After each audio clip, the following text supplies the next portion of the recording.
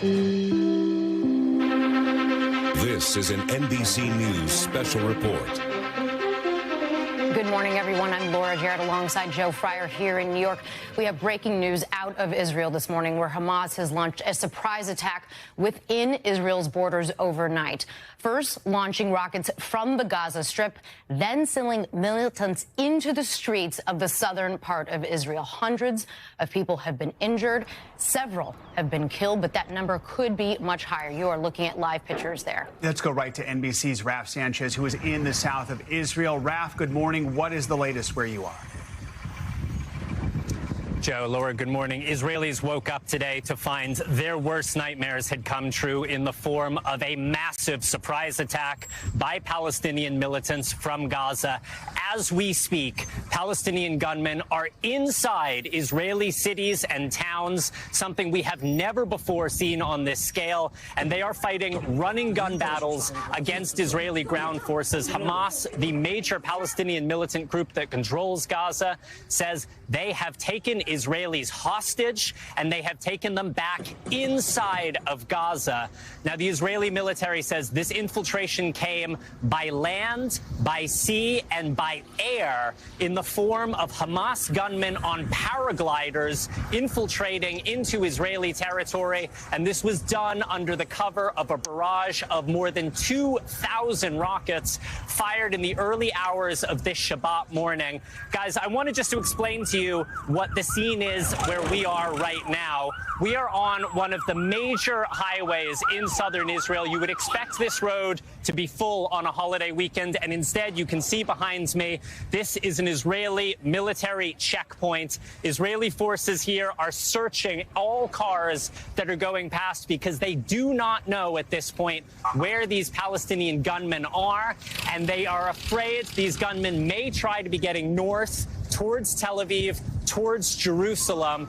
As we've been here, we have seen just a stream of Israeli special forces driving south towards the Gaza border, and they are heading to confront those gunmen in the towns and cities in the south. Guys. Rock, just an incredible scene playing out there, the idea of armed gunmen going in. Can you tell us more about the paragliders? We have never seen anything like this before, Laura. When Hamas has tried to get into southern Israel previously, they have done it sometimes through underground tunnels under the border. They have done it sometimes in small boats going out into the Mediterranean and then back onto the Israeli shoreline. This morning, for the first time, they crossed by air in paragliders. It is not clear how many of them, but these are armed, highly trained Hamas militants landing by air, catching the Israeli state completely by surprise. Prime Minister Benjamin Netanyahu addressed his people earlier today, and he said Israel is at war. This is above and beyond those rounds of fighting that the world has got used to over the last decade, where we see Israel and Hamas fighting for 72 hours a week. This is on a much, much bigger scale. There is at this point no official word on death tolls, but the videos we are seeing are absolutely harrowing, showing bodies, what appear to be bodies of both Israeli soldiers and civilians. And this is a country right now that is bracing for the absolute worst. Raf, do we have any idea how many of these attackers have infiltrated Israel? Joe, it's a really good question, and I asked the Israeli military earlier. They would not say, but just judging by the number of locations, at this moment there is fighting. The most recent information we have, at least 5 locations across southern Israel. That suggests that we are looking at squads in large numbers. I asked the Israeli military, are we talking dozens? Are we talking hundreds? They would not say. What they were prepared to say is that Israeli fighter jets are in action right now. We have been seeing them in the skies across southern Israel. They are striking targets inside of Gaza, trying to stop this barrage of rocket fire. But Prime Minister Benjamin Netanyahu, there's an ambulance just coming past us now.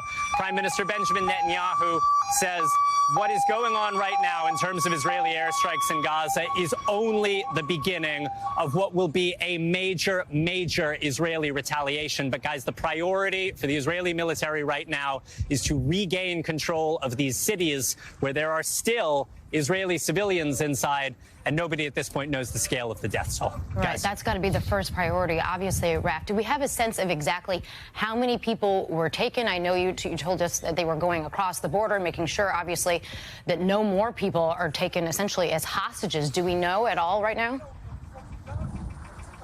Laura, there is no more sensitive piece of information in Israel right now than how many people have been taken hostage, how many are alive, or how many are dead. The Israeli government, the nation of Israel, will go to enormous lengths to get its people back, whether they are live civilians, whether they are dead soldiers. And the scale of the Israeli response will be determined by how many Israelis are inside of Gaza right now. If there are civilians in large numbers there, we may see a situation where the Israeli government feels it has no choice. Laura, we're just hearing the air defense going off here. There's no sirens at the moment, so we're good. I'm going to keep talking to you. But this is just a very live situation. You can see Israeli forces on the ground behind me. Behind my camera operator, Dave Copeland, there's actually smoke from where a rocket hit earlier on. But depending on the number of Israeli civilians who are inside of Gaza, that will determine the scale of the Israeli response. And it may very well be that the government of Israel feels it has no choice but to mount some kind of large-scale ground offensive into Gaza in the densely populated cities of Khan Yunis, of Gaza City, where there are so many civilians among these Palestinian militants. And it is a situation like that we have already seen what appears to be a very serious loss of life this morning. But an Israeli ground invasion inside of Gaza could take this death toll to a whole new level. So everyone in this region is holding their breaths right now. Guys. Raf Sanchez, you and your team continue to stay safe. We'll let you go for now, but we will be checking back with you later this morning. Yeah, that's for sure. Okay, let's bring in NBC's chief foreign correspondent, Richard Engel. He is on the phone with us. Richard, good morning. Your first reaction to this news? Well, I think that Hamas and Israel are at war, and I think this is going to escalate into a more significant conflict over the next several hours, over the next several days. This is unprecedented, as Raf was saying. We've seen violence from the Palestinians. We've seen attacks from Gaza into Israel, but not this scale, where you're having potentially dozens of militants flying in on hang gliders and coming in by the sea and crossing in by land, presumably by tunnels or holes in the border fence. And the fact that they are still engaged in running battles in multiple locations in southern Israel is something that will be shocking to the Israeli people. I know that several of the airports and transit points into Israel are already facing delays or cancellations. The country is on alert. Israel said that it is now on war footing. We've heard from Hamas. They have acknowledged this operation. There have been some videos that have come out as well showing gunmen dressed in black preparing for this commando-style raid. And they say that it is retaliation for Israeli actions in Jerusalem, for Israeli actions around the Al-Aqsa Mosque compound. So we've seen this tension. This is an old tension where there's buildup of tension, and the Palestinians will launch an attack in order to punish the Israelis from their perspective for excesses and atrocities. But we haven't seen something like this level of sophistication, and to catch the Israelis off guard, and then to keep this operation moving for hours now. This began at dawn. It is already afternoon in Israel, so this has been going on for multiple hours now. I think it's very likely that we're going to see an escalation in some sort of small-scale war, maybe bigger-scale war between Hamas and Israel, and I think we're in the early phases of that right now. Richard, talk to us about that surprise factor. You know, Israelis have some of the best military intelligence anywhere. How does something like this happen? Well, they don't have a lot of visibility inside Gaza. Now, Gaza itself, they have lots of intelligence, but clearly it wasn't as good. But Gaza is a place that is run by the Palestinians. We're talking about an area that is more or less closed off. It's often compared to the biggest prison in the world. We're talking just over 2 million people that live there, Gaza City being the biggest population center, very densely populated. And the Israelis They have informants, they have intelligence, but they don't live there. They don't patrol there. There are no Israeli settlers there. This is an area that is locked off, that is run by Hamas, and the Israelis would prefer to forget about the place and not have anything to do with it. But what happened is Hamas is in charge. Hamas is very militant, very organized. They've been looking for the leader of Hamas, Mohammed Deif, for years. He's the one who personally announced this operation. So this, from Hamas's point of view, is an enormous coup to carry out a sophisticated surprise attack like this. Israeli officials have said Hamas made a huge mistake because it's going to bring an enormous reprisal. All right. Richard Engel, thank you so much for joining us. We appreciate your reporting and your context on this. We want to go back to Raf Sanchez, who is in the south of Israel. Raf, what is it you are seeing and hearing right now? So, Joe, there is just so much activity around us. A convoy of Israeli special forces just drove past, sirens on, heading south. And the fact, as Richard was saying, this attack began hours ago. It is now 1:10 in the afternoon. The fact that we are still seeing Israeli reinforcements flooding to the south shows you that the Israeli military does not yet have a grip on this situation. This is not something that we are used to seeing. It is normally the Israelis who are confident, who are in control, but they seem to have been caught completely off guard here. Caught off guard in a way that we have not seen Israel surprised in exactly 50 years. You have to go back to October 1973, the Yom Kippur War, when Israel was surprised by a combined Egyptian-Syrian military assault. That was a war where, in the first days, people in this country really thought it might be the end of Israel. And there is, obviously, I wasn't here in 1973, but you were hearing those comparisons on the Israeli radio, and there is just a state of shock in this country that they could have been caught so off guard. Something else we've been seeing on the road, the truck has moved away now, but we just saw a truck carrying a battery of Israeli Iron Dome missile interceptors. This is this highly sophisticated Israeli air defense system developed with support from the United States. It is the backbone of Israel's defenses. It is what Israel relies on to protect its civilians from this rocket fire from Gaza. But whatever happened in the early hours of this morning, the Iron Dome was not able to stop this barrage. The Israeli military says it was more than 2,000 rockets fired. And, Joe, we have just seen plumes of smoke all across southern Israel where these rockets landed, on homes, on warehouses. And there is just a sense of disbelief at what is happening right now. Guys. Raf, do you have a sense of, was there a failure of the defense system, of the Iron Dome, or was it that they were just getting hit in so many different ways at all at once? You just can't prepare for something like that. It's a really good question, Laura. We asked the Israeli military earlier, was this an intelligence failure? How is it, on almost to the day, the 50th anniversary of the 1973 war, that Israel could be surprised again and on such a scale? And I will tell you, the Israeli military spokesman said it's a good question.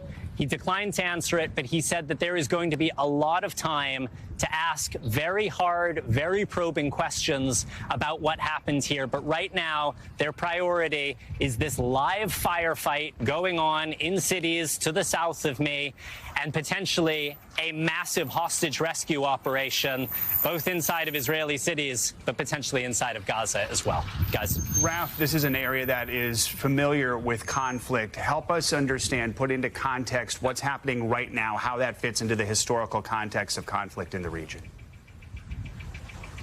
Yeah, so we have seen rounds of fighting between Hamas militants in Gaza and the Israeli military almost on a yearly basis, going back to sort of 2008, 2009. Major war in 2014. There was another major war in May 2021, not on the same scale. What is happening today is just a different order of magnitude. Normally, the fighting in these situations takes place inside of Gaza, with the exception of the rocket fire on Israeli cities. What is happening right now is the fighting is on the Israeli side of the border, and that is not something we have ever seen on this scale before.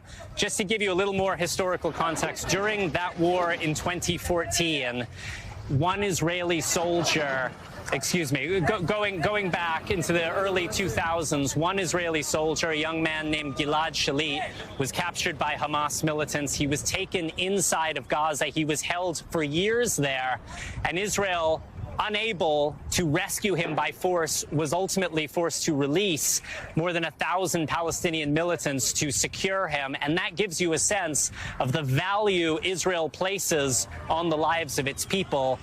It is hard to overstate what a crisis it is if there are multiple, dozens potentially, of Israeli civilians being held inside Gaza, and it is hard to overstate the urgency with which Israel feels it will need to respond to a crisis on this scale. Guys.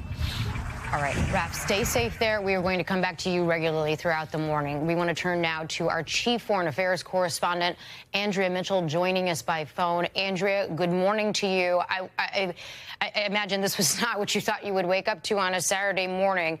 Talk to us about the larger historical context. We heard there from Raph is the 50th anniversary of that other awful surprise attack back in 1973. Set the scene for us, if you will. Well, Raph is exactly right. This is so unprecedented. We've had the skirmishes before and outbreaks. I was there in 2021, but there was always a trigger, something that happened. And then it was the Al-Aqsa Mosque, a holy site to the Palestinians and to all Arabs, in fact, where there had been a trigger, in each of these instances, in the intifadas, the first, second, and third intifada in the West Bank. But Gaza is different. Gaza has always been, as Richard and Rolf were saying, a place, a no man's land, really, for Israelis. And there have been these incidents before. The U.S. in the past, secretaries of state, Hillary Clinton in 2009, intervened, went there, negotiated a solution, but it was always small scale. Small scale, though, was always major to Israelis. Israelis take this, so seriously, and this is beyond anything that we've ever seen before.